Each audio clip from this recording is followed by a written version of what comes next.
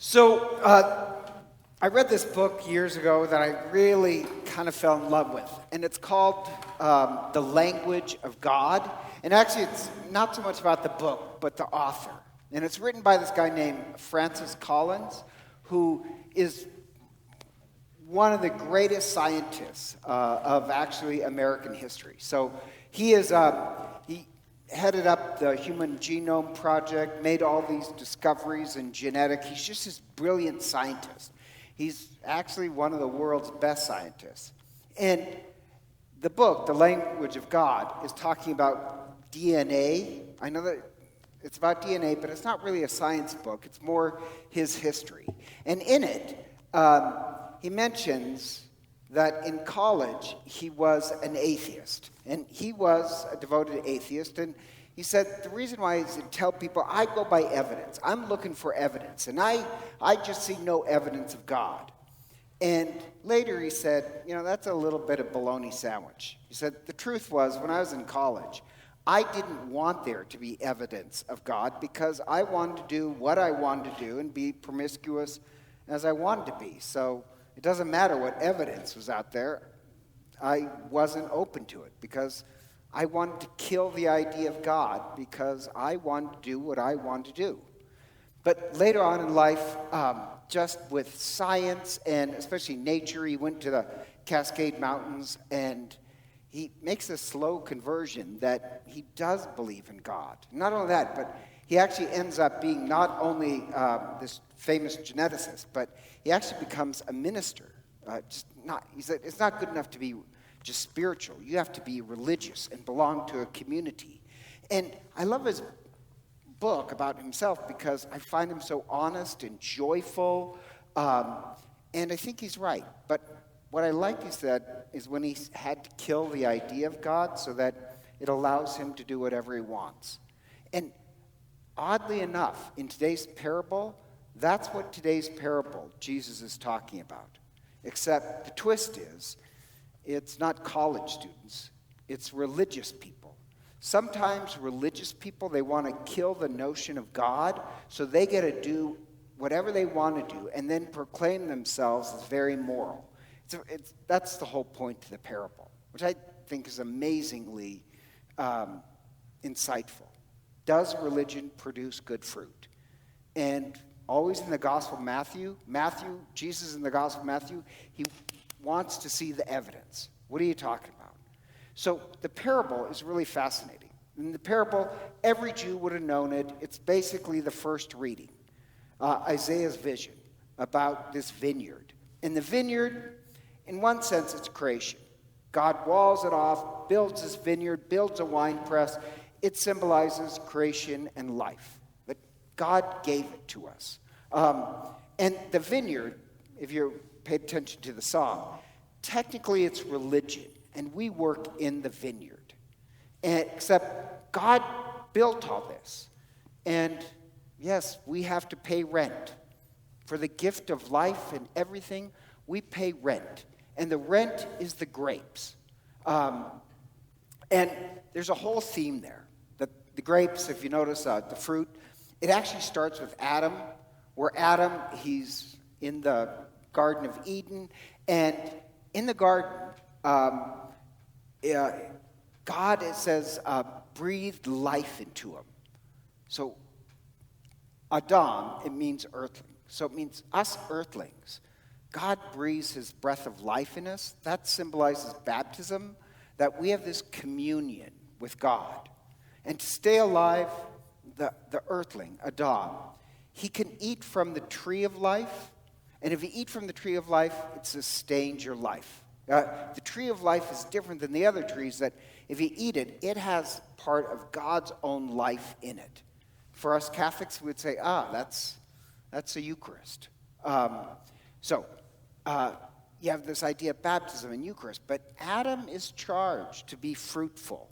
And at this part of the Bible, you're thinking Adam and Eve, when it says to be fruitful, that it means to have a lot of children.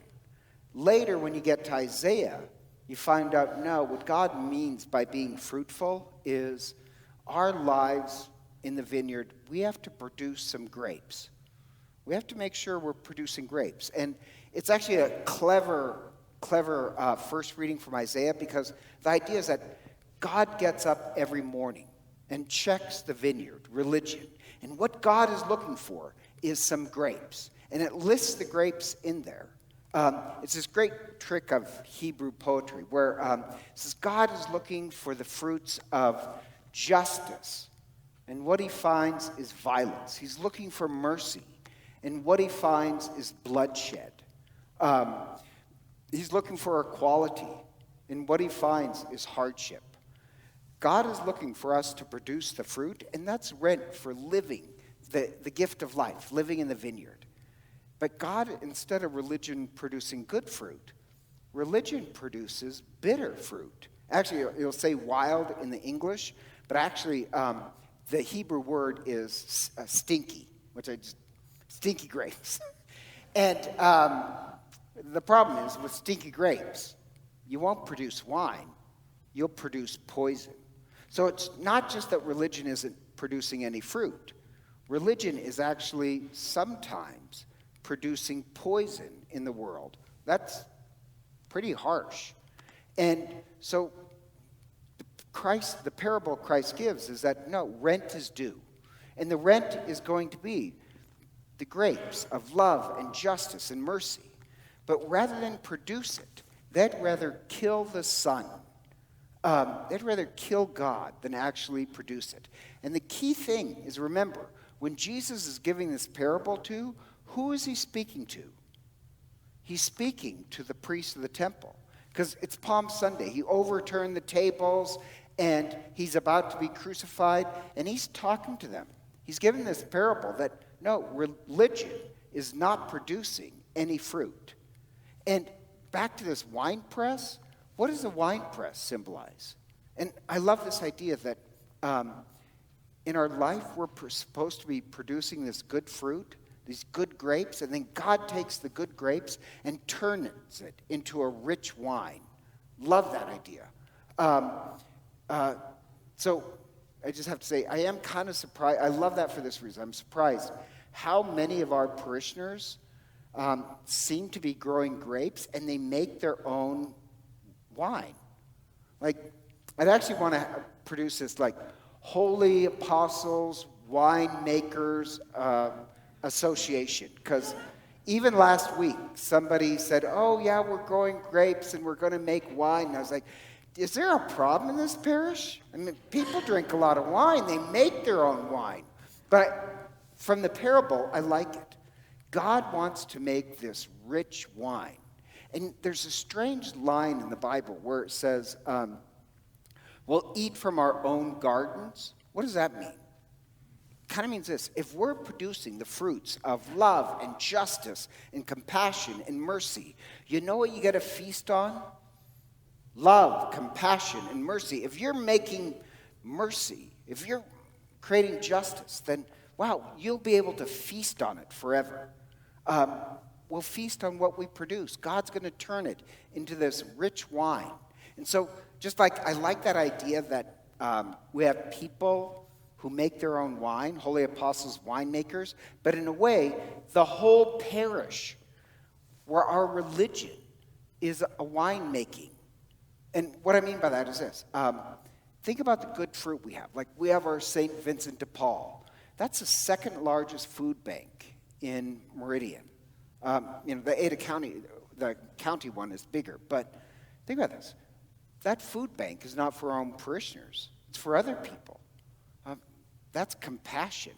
We have adoration. People are always praying for the state and other people. We have 24/7 adoration where people are always praying. We have people who've gone to Belize year after year after year, gone to the Dominican Republic. We built, I don't know if you remember this, years ago, we built a school in Africa. Holy Apostles has produced a really rich wine. And the parable is about Christ judging religion. We want to be judged. Are we producing great fruit? And I mention that because sometimes you hear people say really the dumbest things. And I hear it all the time, where it's always the younger generation, because they bought the propaganda from Richard Dawkins, and they'll say this line. They'll say, well, religion has produced more wars than anything else. Have you guys ever heard that line before? You know it's a lie.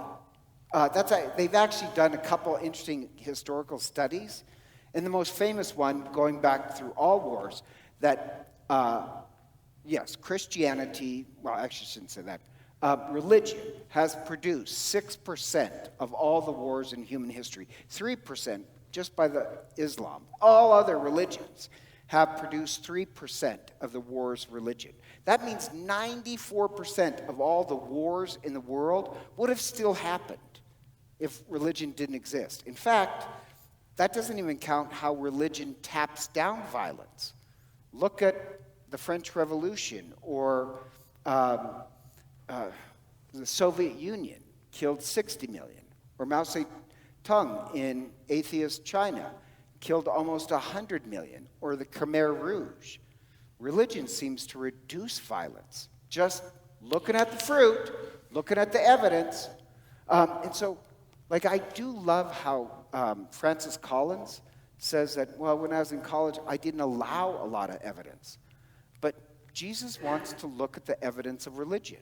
And by the way, you find this also another thing that drives me up the wall, where people say, I'm spiritual, not religious, as if that's a higher level. They did this study on people who volunteer the most at hospitals, and volunteer the most blood at food banks, and volunteer blood at food banks. I didn't know they gave that. But, well, you know what I meant. All the volunteering. And the vast majority of it, is done by who? Religious people. And just in this valley, it's amazing how much Catholics do. I was talking to this woman who runs a respite thing where, if you have an Alzheimer person, they get volunteers who will kind of watch over. And she said, the ones who always volunteer are Catholics. She says, I don't know what your religion does, but all of our volunteers seem to be Catholic. My only point being is that that's part of the good wine that God is making here from the fruits of holy apostles. We're making this rich wine. That's the evidence. And so the same way Francis Collins, he said, just for the great gift of life, he's very joyful. How he repays God is actually through science. He wants to do good science, so it repays God. He actually became a minister so that he can create a community that, not only a scientist, but a community where it grows good fruit. And so, for us at Holy Apostles, for the great gift of life, what do we offer God? We offer God a harvest of great fruit, that God will offer the world the best wine possible. Yes, all life is rented, and we pay it back with producing this rich wine. And so, together, please stand and let us profess our faith.